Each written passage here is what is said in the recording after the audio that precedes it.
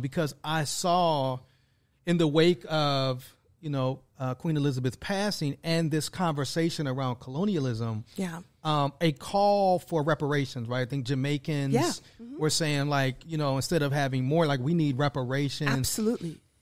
You spoke, you taught us about this very recent history around Biafra. Is there a movement or calls for some type of reparation? Because, we've seen reparations happen with the Holocaust of Jewish people, deservedly so.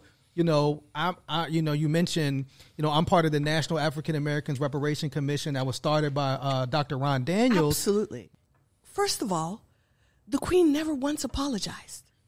She never once opened her mouth to say sorry. Everybody, the history records know what happened and what was done in her name and for her crown. Not just to the people of Biafra, but you talked about the Kenyans, the Indians, the indigenous people, right? Native Americans. So it's just never once have they taken responsibility and just said sorry. So what I am advocating for, and what a lot of people are advocating for, number one is to just recognize what you did and say sorry. And then we can move on to conversations about what does reparations look like. It could look like leaving the oil alone. Right.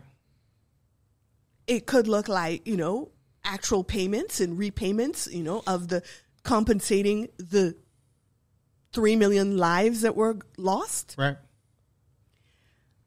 I don't know. We haven't even gotten that far yet because we can't even get them to admit the shit they did. Wow. Man. And how does that feel as a language professor to know? It's so, it could all be so simple. Yeah. And then just that refusal.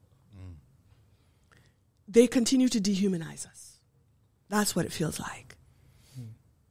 We are not even human enough to them to sit down with them as equals and say, this is what you did to us.